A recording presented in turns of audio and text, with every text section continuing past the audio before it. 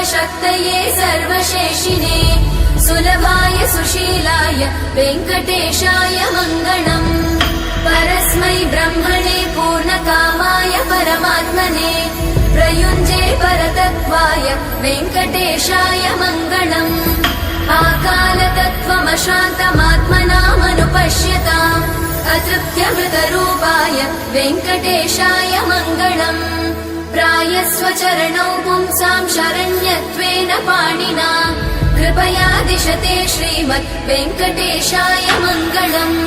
दयामृततरङ्गिण्यास्तरङ्गैरिव शीतलै अपाङ्गैः सिञ्चते विश्वं वेङ्कटेशाय मङ्गलम् स्रग्भूषाम्बरहेतीनां सुषमावहमूर्तये